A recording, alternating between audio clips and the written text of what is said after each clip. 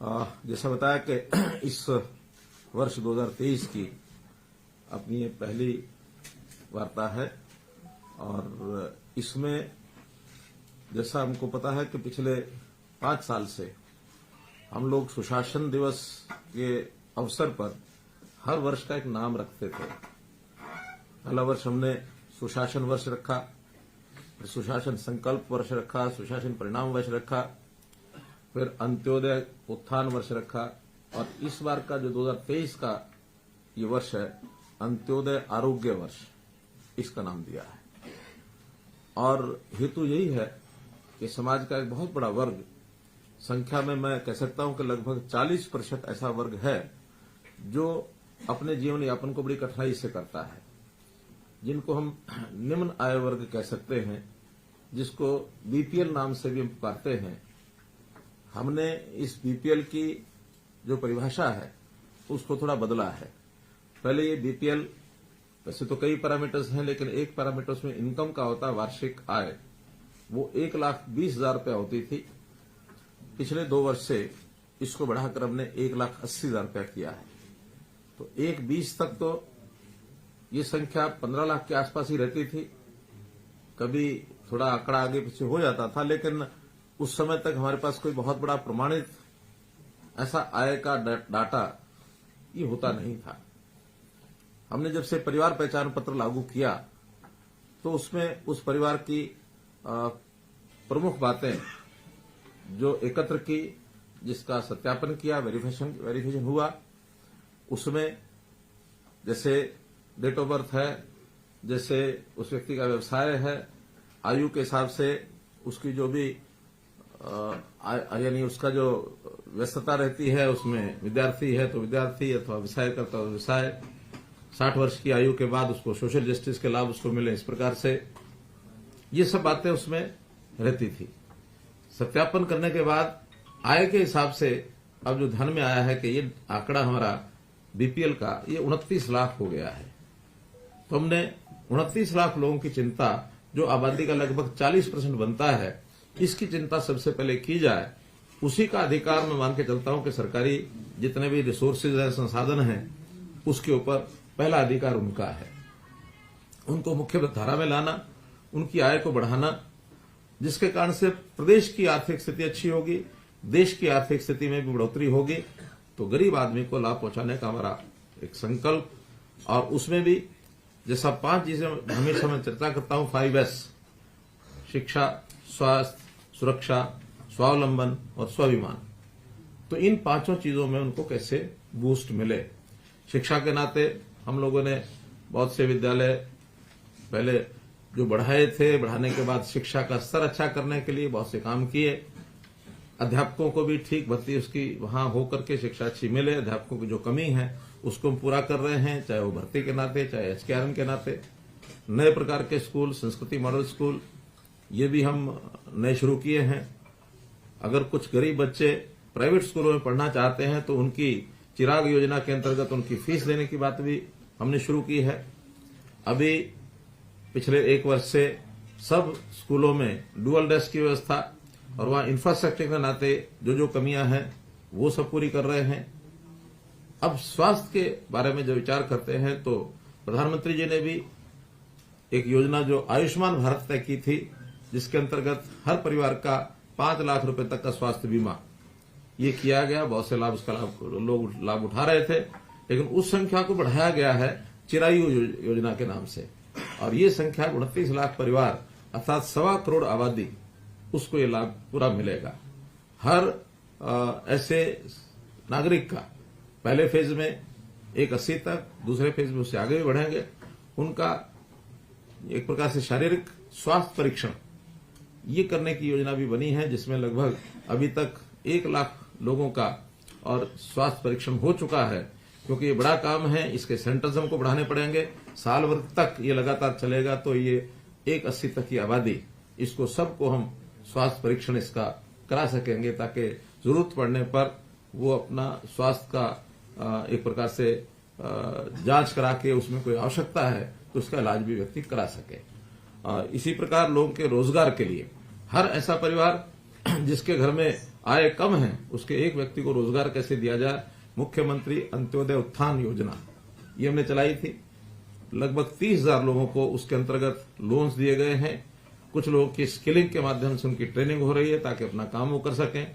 HKRN जो नया एक पोर्टल बनाया है उसमें भी अभी तक 4,000 लोगों को और जो गरीब परिवार हैं उनको टेम्परेरी एक नौकरी दी गई है। तो ऐसे उनके व्यवसाय के लिए हम सारे काम कर रहे हैं। अब जो इस वर्ष के प्रारंभ में हमने कहा कि इनको सबको जिनके राशन कार्ड नहीं है ऐसे परिवारों को राशन कार्ड ऑटोमेटिकली बन जाएगा। तो ऑटोमेटिकली राशन कार्ड बनाने में जब उसका एनालिसिस किया गया तो बहुत ऐसे परिवार हैं जिनको राशन कार्ड पहले से वर्षों से नहीं मिले हैं और बहुत ऐसे भी हैं जो उस पैरामीटर से बाहर हैं, जो राशन कार्ड का लाभ उठा रहे हैं पीले राशन कार्ड का, वो वास्तव में अपात्र हैं, जो डिजर्व नहीं करते हैं। ऐसे लोगों के राशन कार्ड काटे भी हैं। क्योंकि ये बड़ी एक्सरसाइज थी, तो इस बड़ी एक्सरसाइज में स्वाभाविक है टेक्निकली या फिर स्वयं लोगों ने जिसका निरीक्षण किया है उसमें से जो एक जिसको कहना चाहिए सर्वे किया है, तो उस सर्वे में बहुत सी गलतियां रहना स्वाभाविक है। तो जो गलतियां उसमें ध्यान में आई हैं तो उन गलतियों को ठीक करने के लिए हम जनवरी माह में ऐसे सब लोगों की शिकायतें लेकर के उनकी गलतियां ठीक कर देंगे। ऐसा आज मैंने एडीसीज की मीटिंग लेकर के और निर्देश दिए हैं और उन्होंने भी तय किया कि 31 जनवरी तक ये सारी चीजें हम ठीक कर देंगे। उसके लिए 2 टेलीफोन नंबर भी जारी किए गए हैं और उन टेलीफोन नंबर के ऊपर लोग अपनी शिकायत करा सकते हैं। टेलीफोन नंबर है 1800-180-2087। तो ये जो 11 अंकों का एक नंबर रहता है और इसी प्रकार से जो 4 अंकों का एक छोटा नंबर होता है 1967। तो ऐसे ये 2 नंबर प्रचारित किए गए हैं ताकि लोग अपनी शिकायत इस पर दर्ज करा सकें और उनको 15 दिन के अंदर अंदर सोल्यूशन करने के लिए भी आज हमने कह दिया है। किसी कारण से 15 दिन में प्रोसेस पूरी नहीं होती है उस शिकायत को ठीक करने के लिए, तो 15 दिन बाद इस महीने का राशन कार्ड ऑटोमेटिकली उनको मिलेगा। उनको समाचार जाएगा कि आप लोग 15 दिन के अंदर अगर ये समस्या काल नहीं हुआ है तो आप लोग राशन के इस महीने के हकदार हैं, ताकि आगे आने वाले समय में उसकी निस्तारण किया जा सके उसकी कंप्लेंट का। उसके बाद अगर वो श्रेणी में रहता है तो लेगा और नहीं रहता है तो फिर उसमें से उसका नाम हट जाएगा। जिन लोगों के नए कार्ड बनाए गए हैं वो तो 12 लाख के लगभग परिवार ऐसे हैं और 12 लाखों लोगों ने प्रयत्न करने के बाद भी जिनके कार्ड बनते नहीं थे तो एक साथ एक क्लिक से उनके कार्ड बनाए गए हैं।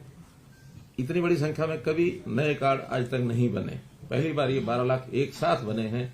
तो इससे लोगों को बहुत एक प्रकार का सुविधा हुई है, बहुत लोग इससे प्रसन्न हैं।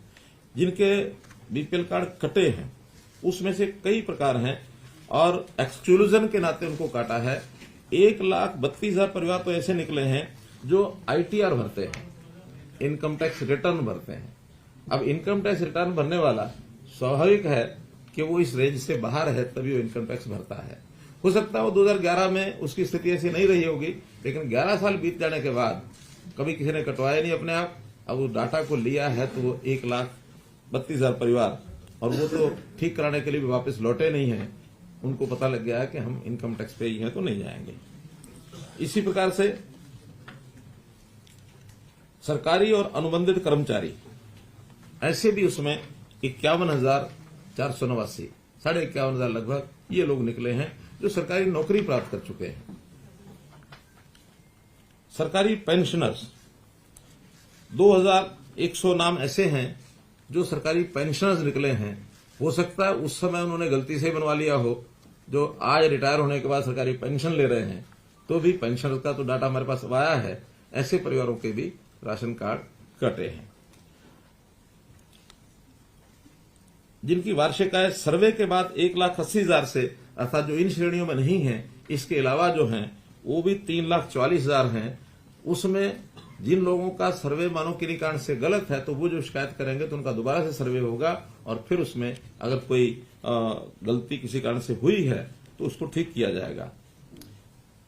2 श्रेणियां ऐसी हैं, औद्योगिक श्रमिक और जो किसानों का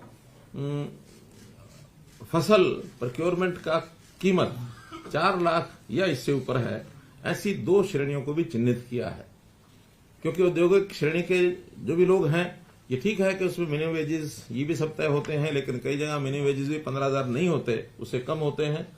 और जो लोग 4 लाख रुपए का अपना जिन्स बेचते हैं, उसमें कुछ फसलें तो ऐसी हैं जिनका 1,80,000 इनकम मानी जा सकती है, कुछ ऐसी भी हैं शायद उसमें 1,80,000 नहीं होती होगी। तो ऐसे दोनों लेवल के जो लोग हैं, इनका दोबारा से एक सर्वे कराने की बात हमने कही है। ये दोनों औद्योगिक श्रमिक लगभग 2 लाख हैं, और किसानों की जिनकी आय 4 लाख से ज्यादा आय नहीं है, जिनकी बिक्री 4 लाख से ज्यादा हुई है, ये ज्यादा नहीं है, ये भी 7,000 है। तो ऐसे ये 2,05,000 कुल परिवार ऐसे हैं जिनका दोबारा से सर्वे होकर के और उनकी आय का और एक फिक्स किया जाएगा कितनी उनकी आय है। बिजली बिल की खपत, जिन परिवारों का, यानी ऐसा एक स्टडी है जो पावर डिपार्टमेंट की क्या बल्कि कुछ और रिसर्च जो करते हैं ऐसे लोगों की एक हमने ली है राय, तो 5% किसी भी व्यक्ति की इनकम वो बिजली के घरेलू बिल में उसका खर्च होता है। इसका अर्थ यह है कि 1,80,000 में 5% यानी 9,000, साल में 9,000 रुपए से ज्यादा जिसका बिल आता है, ऐसे लोगों को भी 1,80 मान करके और उसमें से एक्सक्लूड किया है।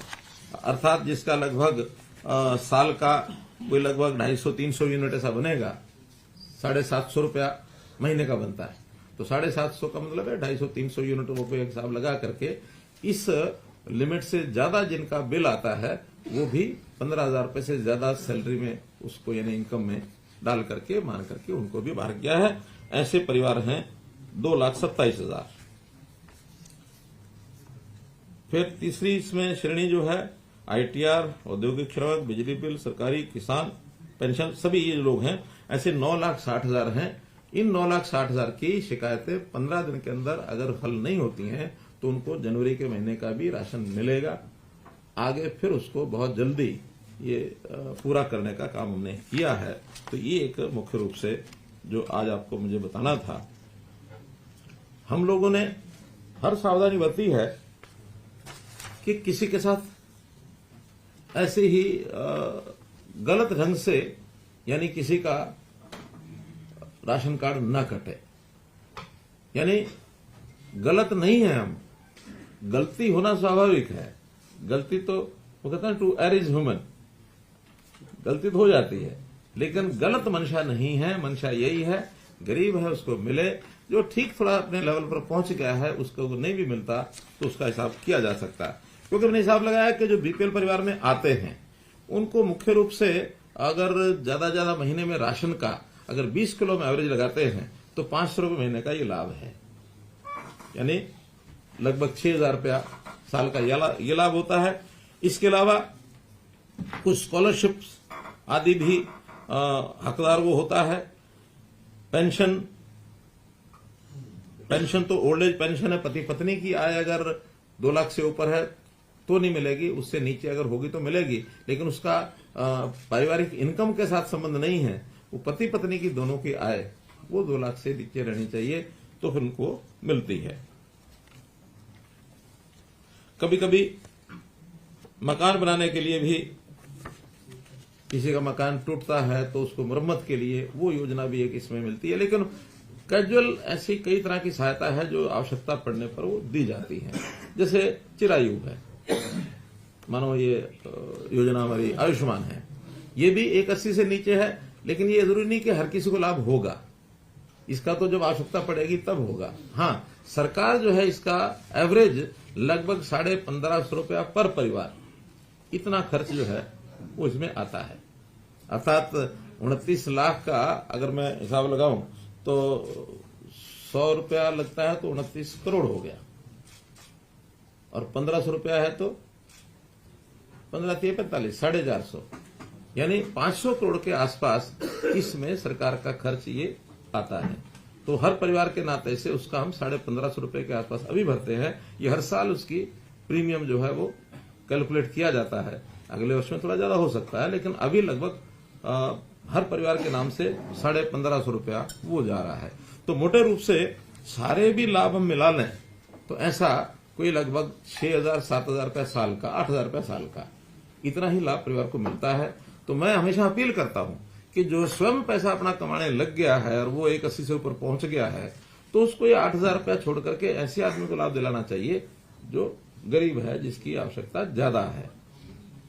हम तो प्रार्थना करते हैं, हर किसी की इच्छा भी होती है मैं गरीब से अमीर कैसे बनूं, तो हर आदमी आगे बढ़े और इन योजनाओं का लाभ छोड़े, इसमें हर एक को संतोष करना चाहिए। ये एक अपील भी मैं इसके साथ साथ करता हूं और इस अपील का असर भी लोगों पर होता है। कुछ ऐसे भी आह्वान मैंने किया था, अगर किसी का गलत बीपीएल बन गया है 81 से नीचे, तो वो अपने आप आकर के सरेंडर भी करे। अभी ज्यादा तो नहीं, 8-10 केस ऐसे आए हैं कि जिन्होंने सरेंडर किया है कि हमारी इनकम तो इससे ज्यादा है, आपके असेसमेंट में 81 आ रही है, हमारी इनकम ज्यादा है। लेकिन गलतियां भी हैं। उन गलतियों में छोटे बच्चों के सामने भी उनका व्यवसाय लिख दिया गया, ये सरकारी कर्मचारी है, या छोटे बच्चे की इनकम लाख रुपया साल की है, 2 लाख की साल की है। तो ऐसी गलतियां होती हैं, वो गलतियों को ठीक करने के लिए हो सकता है कई लोग अपना व्यवसाय बच्चों के नाम पे करते हैं, तो एंट्री तो हो जाएगी, हो सकता है। आपकी बात अगर ध्यान करें तो छोटे बच्चों के नाम से, जैसे मानो बैंक में अकाउंट खुलवा दिया बच्चे के पैदा होते ही, और किसी के पास पैसा है तो उसने उसके नाम की एफडी करा दी। अब एफडी कराएगा तो 6-7% तो ब्याज बैंक का मिलता ही है। 1 करोड़ की एफडी में 7 लाख रुपए साल का मिल जाएगा।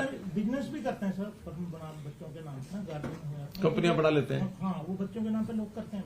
चलिए, लेकिन हमारा तो कहना है कि जो वास्तव में गरीब है उसका हक नहीं मारा जाना चाहिए, और जो अमीर है वो अगर बाहर निकलता तो कोई बात नहीं है, वो उसके ऊपर प्रभु की कृपा है, वो और आगे बढ़े, यही हमारे लिए हमारी उसके लिए एक जिसको कह सकता हूं कि कामना है, प्रार्थना है। हमेशा कोई बीपीएल हो तो बीपीएल बना रहे, ये तो कोई इच्छा नहीं है किसी की भी। बीपीएल कैसे एपीएल बने, हमारी बीपीएल की संख्या घटती जाए तब हमारे प्रदेश की प्रगति है। अगर बीपीएल की संख्या बढ़ जाए तो प्रदेश पीछे जा रहा है।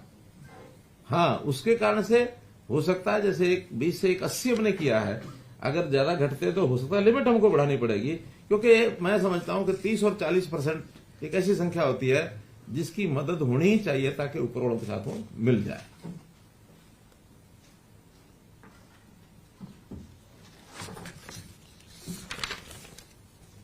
मित्रों, एक विषय जो बार बार आता है, बेरोजगारी। अब हम तो चूंकि अपना सत्यापित डाटा ये अपने पास रखते हैं, और इस सत्यापित डाटा में आज भी एक क्लिक से जब हम ये निकालते हैं कि इस समय जिन्होंने अपने आप को बेरोजगार डिक्लेयर किया है तो वो 6.5 लाख के आसपास लोग हैं। अब आप कहेंगे कि जब फॉर्म भराए जाते हैं ज्यादा भरते हैं, वो इसलिए भरते हैं कि हर आदमी अपने एक छोटे काम में तो लगा ही रहता है, लेकिन बाद में उसको लगता है कि मैं पढ़ा लिखा हूं, मुझे सरकारी नौकरी मिलनी चाहिए। प्राइवेट नौकरी करने वाले भी सरकारी नौकरी के लिए इच्छा करते हैं, लालयित रहते हैं। या ग्रुप डी की नौकरी करने वाला पढ़ा लिखा है, उसको लगता है मुझे सी में आना है, तो सी के लिए फॉर्म भरेगा। सी वाला भी अगर बी की नौकरी निकलती है तो बी के अंदर फॉर्म भरेगा, अपने आप को प्रमोट करने के लिए। एक विषय। दूसरा, ये हमारा सारा आंकड़ा हमारे प्रदेश का, लेकिन सरकारी नौकरी में प्रदेश से बाहर के लोगों को भी अप्लाई करना उनके लिए भी यानी कर सकते हैं, कोई मनाही नहीं है, ऑप्शन है। तो बहुत ऐसे आसपास के प्रदेश के लोग भी उसमें आकर के अप्लाई करते हैं। वो उत्तर प्रदेश के हो सकते हैं, वो राजस्थान के हो सकते हैं, वो पंजाब के हो सकते हैं, हिमाचल के हो सकते हैं, दिल्ली के हो सकते हैं। हर किसी को सरकारी नौकरी का लालच होता है। अब ये अलग बात है कि हमने उसमें मेरिट के ऊपर करने का एक जो नियम है वो बहुत सख्त बनाया कि हमारे यहाँ मेरिट के बिना कोई नौकरी पाएगा नहीं। तो उसमें से थोड़ा जो कमजोर बच्चे हैं वो डिस्करेज तो हो गए हैं कि अब ऐसे नहीं भरते हैं। पहले तो हर कोई आके भरता था, रास्ते ढूंढता था, तो रास्ते सारे बंद हो गए हैं। अब हम तो बल्कि इसके लिए जो कमजोर बच्चा है, किन्हीं कारणों से पीछे रह गया पढ़ाई में, अब वो खाली रहे सारी उम्र, ऐसा नहीं है, उसको भी व्यवसाय मिले। इसके लिए स्किलिंग के काम ये हमने शुरू कर दिए हैं, और स्किल यूनिवर्सिटी के माध्यम से बहुत सी इंडस्ट्री को भी हमने ऑनलाइन लिया है, ताकि वो लोग उनके साथ समझौता करके और कुछ जो उनकी आवश्यकता है उसकी स्किलिंग उन सेंटर्स में हो जाए। सर्टिफिकेशन हमारा जो विश्वकर्मा कौशल विश्वविद्यालय वो सर्टिफिकेट देगा, फैकल्टी भी वो देंगे, पढ़ाई भी वो कराएंगे, और बाद में उनकी प्लेसमेंट उसी इंडस्ट्री में हो जाए। ऐसे 50 के लगभग बड़ी इंडस्ट्री के साथ भी हमारे इस स्किल यूनिवर्सिटी ने समझौते किए हैं। और इसके अलावा भी स्किलिंग के जगह जगह कोर्सेज बन रहे हैं, बढ़ रहे हैं, और जिस प्रकार की स्किलिंग की आवश्यकता है, बहुत बड़े यानी स्किल की जो संख्या है, ये लगभग वैसे तो 8,000 की सूची है जिस प्रकार के स्किल्स सिखाए जा सकते हैं, लेकिन अलग अलग प्रकार के छोटे बड़े हैं। हम हरियाणा में भी लगभग 1500 स्किल्स तक ऐसा पहुंच चुके हैं कि इन स्किल्स के लिए और कोई ना कोई कराई जाए सिखलाई। तो ये सारा काम भी हम कर रहे हैं। तो बेरोजगारी वास्तव में जो सीएमआई और ये सारा बार बार मैं कह चुका हूं, अपनी ओर से ही कह रहा हूं कि हमेशा कभी 28% तो कभी 35% तो कभी 32%। एक समय ऐसा भी था जब 2017 में इन्होंने 2% भी कहा था कि हरियाणा बेरोजगारी दर 2% है। अब कब 2 हो जाती है और कब एक ही महीने के बाद 38 से और 27 पर आ जाती है। इनके खिलाफ कोई कार्रवाई करी नहीं है पिछले 5 साल। मेरी इतनी कार्रवाई कि मैं आप लोगों को बताता हूं, आप आगे बता देते हैं, लोगों को पता लग गया है। और वो सरकार को ये सरकार के ऊपर बदनाम कर रहे हैं प्रकार से। अगर ये डाटा मैं कहता हूं जनता ठीक से समझ जाए, ये जो करें इनको उल्टा पड़ेगा। यानी जनता जिस बात को समझ जाती है, या तो जनता की भाषा ये बोलेंगे, और जनता की भाषा ये नहीं बोलेंगे तो जनता इनको छोड़ेगी, और उनको जनता छोड़ दे तो हम भी चाहते हैं। विपक्ष की बात कर रहे हैं, तो नहीं की कर रहा हूँ, सीएम की बात सीएमआई की हो रही थी। नहीं, सीएमआई की बात भी हम आपके माध्यम से जनता को बताते हैं, और जनता अगर समझ जाए कि सीएमआई वाला जो विषय है ये एक प्रकार का वो गलत बोलते हैं और हर बार बोलते हैं और बड़े बड़े नेताओं से बुलवाते हैं, तो ये जनता को समझना जरूरी है। इसका डाटा उठा लेते हैं। ये कहां से उठाते मालूम नहीं, लेकिन करते क्या, सीएमआई के एक सैंपल 25-50 लोगों को मिल रही है, 25-50 लोगों को मिल रही है, और कोई भी कंपनी 25-50 लोगों को मिलेगी तो उनके सामने सबसे पहले कौन आएगा, बेरोजगारी है। जो घूम रहा है खाली। अब वो किसी ऑफिस में जाकर नहीं पता करेंगे, वो किसी खेत में जाकर नहीं पता करेंगे, वो किसी दुकानदार पर जाकर नहीं पता करेंगे। पार्क में लोग घूम रहे वहां पूछ लिया, सड़क किनारे खड़े हैं वहां पूछ लिया। तो पार्क में घूमने वाले, सड़क किनारे खड़े होने वाले, मौज मस्ती करने वाले, पर हम लीगल कोई एक्शन नहीं, नहीं ये कर सकते। हरियाणा के साथ ही भेदभाव कर रहे हैं सर। जैसे गुजरात का हमने 2-2.5%, गुजरात उत्तर प्रदेश का भी और का मैंने बताया हमारा भी 2% बताया था, कुछ गड़बड़ कर रहे हैं। हमारा भी 2% का भी बताया था। लेकिन वो हो सकता है कोई अपेक्षाएं कहीं उनसे पूरी हो जाती हो, कहीं ना होती हो। 6.5 लाख, आज से 6 महीने पहले 6.5 लाख था। अब वो अदल बदल होती रहेगी, क्योंकि हर साल एक इसमें वृद्धि होती है। लगभग 4 लाख रोज नौजवान हर साल अपने जीवन को बढ़ाने के लिए अपनी एक आयु को पार करते हैं। हमारी जो जन्म दर है वो 4.5 लाख है। 18 वर्ष के बाद वो संख्या 4 लाख बढ़ जाती है। 4 लाख के बाद कुछ लोग ऐसे होते हैं जो अपने पैतृक व्यवसाय में चले जाते हैं, कुछ अपने प्राइवेट नौकरी में चले जाते हैं, कुछ सरकारी नौकरी में जाते हैं। ऐसे सबका कुछ स्किलिंग करके अपना अपना काम शुरू करते हैं। यानी अब देखिए एक आंकड़ा और बताता हूं आपको मैं, 2014 से लेकर इस समय तक जो प्राइवेट इंडस्ट्री है, खास करके एमएसएमई, 50,000 से ज्यादा इंडस्ट्री हमारी लगी है, और इसके अंदर जो टोटल रोजगार और स्वरोजगार 8 साल में 33 लाख और 6,000 लोग इनको रोजगार मिला है। अब ये 33 लाख 6,000 सारे एकदम फ्रेशर होंगे ऐसा नहीं है, हो सकता है इसमें से कुछ ऐसे भी हों एक जगह छोड़ के दूसरी जगह गए हों, उसमें छोड़ने वाला नहीं लिखा जाता, जो नया जुड़ जाता वो है। उद्योग में 12.5 लाख है, स्टार्टअप इंडिया स्कीम में 4,000 है, स्टैंड अप इंडिया में 4,000 है, प्रधानमंत्री मुद्रा योजना में जिन्होंने लोन लिया है 16,85,000 लोग हैं। लोन लिया है तो काम के लिए लिया होगा, कोई घर के लिए तो नहीं लिया, तो इसलिए ये भी स्वरोजगार में आए हैं। प्रधानमंत्री स्वनिधि में 38,000 लोग। अब ये कौन है जो रेडी फड़ी खोमचे वाले, 38,000 वो लोग हैं। सक्षम युवा में 1,71,000 लोग। अब ये ठीक है, सक्षम युवा एकदम रोजगार नहीं है, लेकिन 100 घंटे का काम है, 6,500 या 9,000 रुपया 7,000 रुपया उनको मिलता है, तो इतने लोगों को वो भी काम मिला है।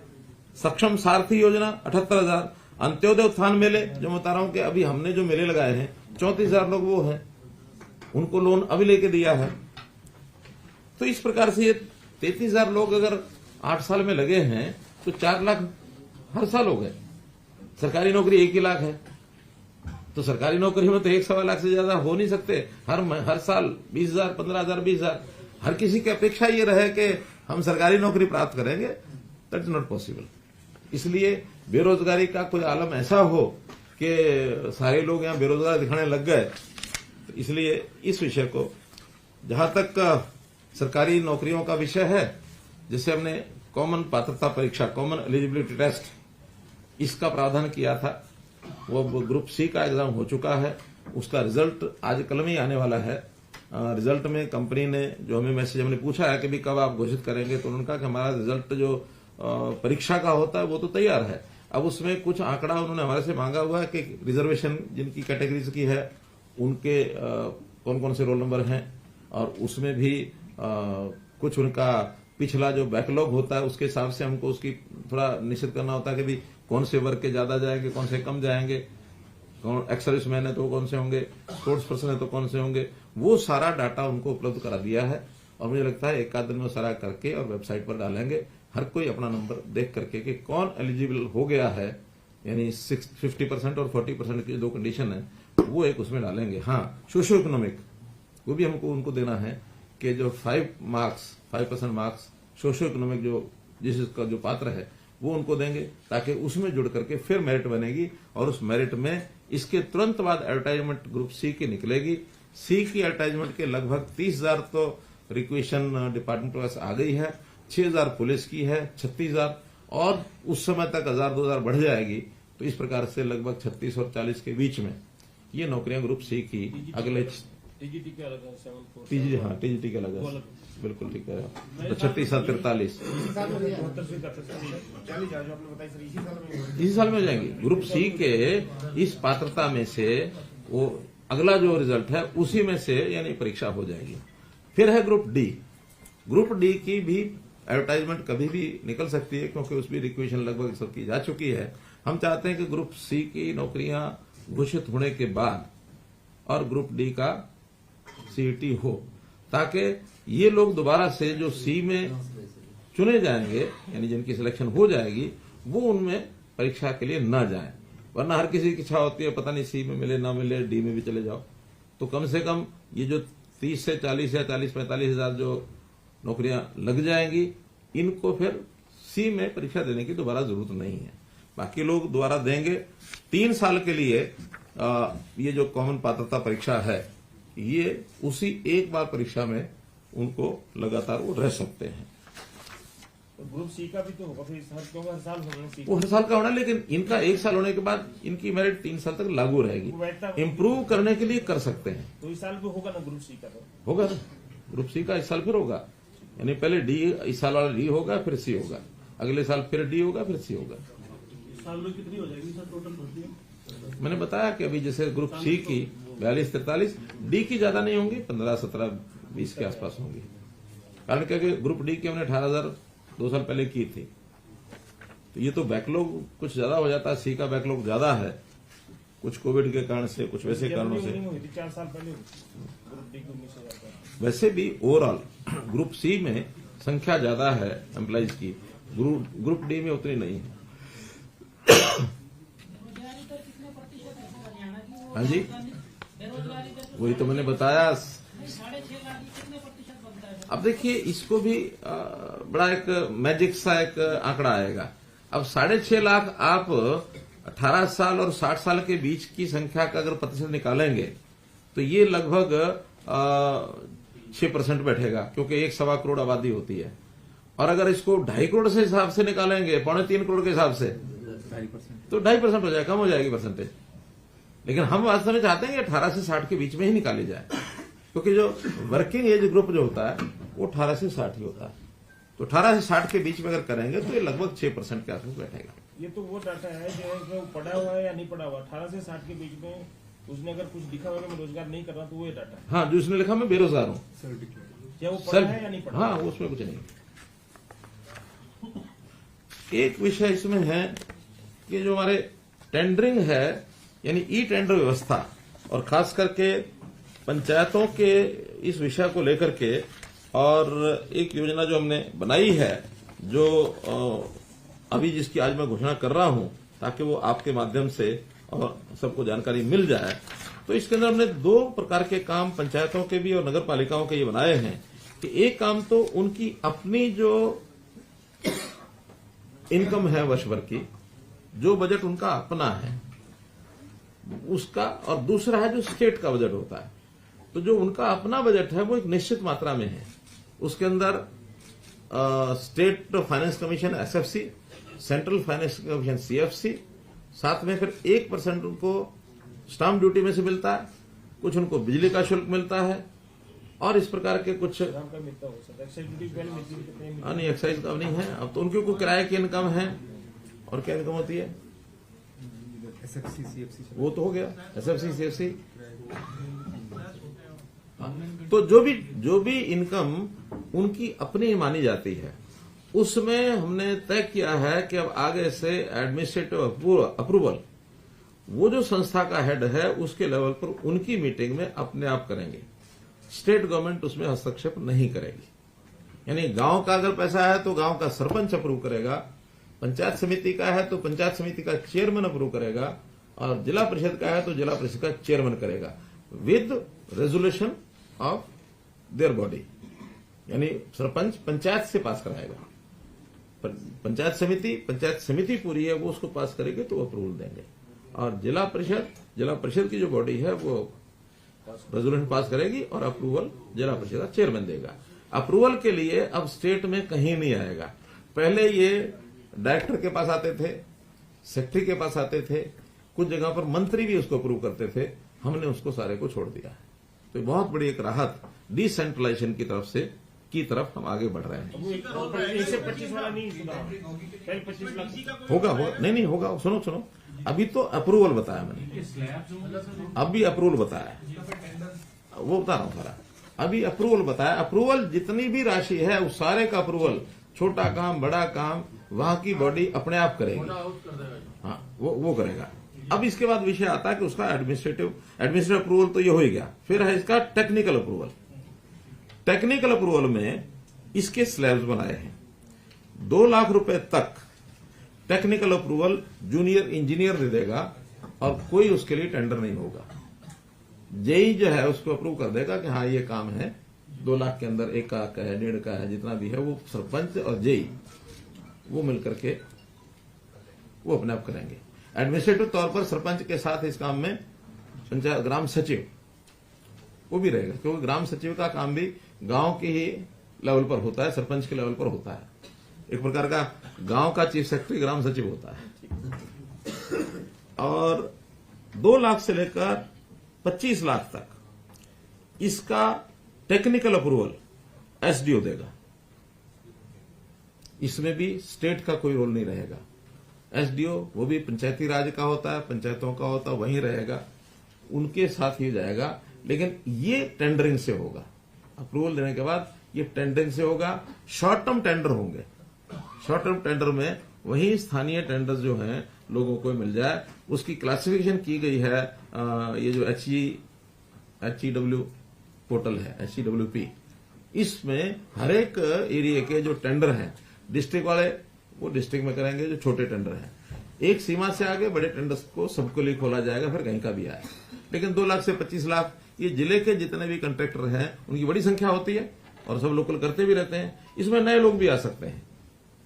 जो पहले कंडीशन लगाई गई थी कि इसका इतना होना चाहिए, उसकी कैपिटल होनी चाहिए, इतना काम का एक्सपीरियंस होना चाहिए, 3 साल पुराना होना चाहिए, तो नए लोगों को उसमें एंट्री नहीं मिलती है। हाँ, पुराना आदमी केवल एक अपना वो लिख के देगा कि हाँ इस काम को करने में उसके पास जो एम्प्लॉइज हैं, उसका जो इंजीनियरिंग डिपार्टमेंट है उसमें क्वालिफाइड आदमी है। क्योंकि बिना क्वालिफाइड आदमी के तो आदमी 10 लाख का काम भी तो भी नहीं कर पाएगा। उसके लिए उसको क्वालिफाइड आदमी रखना एक जरूरी होगा, वो उसकी ही लेवल पर ही सारी चीजें होंगी। और 25 लाख से 1 करोड़ इसकी टेक्निकल अप्रूवल एक्शन देगा। एक्शन भी उस जिले में ही रहता है, जिले से बाहर नहीं होता है। तो अप टू 1 करोड़। बहुत गांव तो ऐसे हैं जो 1 करोड़ से बड़ा काम कराते ही नहीं है, क्योंकि इससे बड़े कामों का ना कोई बजट है, ना कोई वैसे काम होते हैं, वो तो बाकी डिपार्टमेंट अपना कराते हैं। गांव के काम तो गली है, नाली है, कोई वहां तालाब है, या कोई छोटा मोटा ग्राम पंचायत के जो काम होते हैं वो इससे बड़े नहीं होते हैं। फिर भी कोई बड़े बड़े गांव हैं, सपोज 10,000, 15,000, 20,000 की आबादी के, तो वहां 1 करोड़ से 2.5 करोड़ ये एससी करेगा, और 2.5 करोड़ से ऊपर ये चीफ इंजीनियर करेगा एडमिनिस्ट्रेटिव अप्रूवल। लेकिन एडमिनिस्ट्रेटिव अप्रूवल तो वहीं देगा, technical approval chief engineer level तक भी बहुत बड़े काम में वो जाएंगे। कुछ गांव के अंदर एफडीज होती हैं, जमीन एक्वायर होगी उनकी, कोई भी इनकम आई तो कहीं 10 करोड़, कहीं 20 करोड़, कहीं 50 करोड़, इसमें अप टू 50 लाख ये डिप्टी कमिश्नर उनकी एप्लीकेशन पर अपने आप रिलीज कर सकता है साल का एक बार, साल में एक बार 50 लाख। इससे ज्यादा कराना होगा तो फिर डिप्टी कमिश्नर स्टेट में भेजेगा कि किसी गांव में एक साथ वो पैसा निकाल करके बिना किसी जरूरत के ऐसे ही ना लगा दें, है वो उसी गांव का, लेकिन हर साल 50 लाख, या अगर ज्यादा बड़ी एफडी है तो अप टू 10%, मानो 5 करोड़ से ऊपर अगर है तो 10%, 10 करोड़ तो 1 करोड़, 20 करोड़ तो 2 crore, 10% whichever is higher, 50 lakh और 10% विच एवर इज हायर, इतना वो हर साल गांव में लगा सकता है। उसका एडमिनिस्ट्रेटिव अप्रूवल भी वो देंगे, बाकी सारा काम भी वो करेंगे। इससे 10% से ज्यादा अगर करना होगा तो अगेन स्टेट से परमिशन वो लेंगे।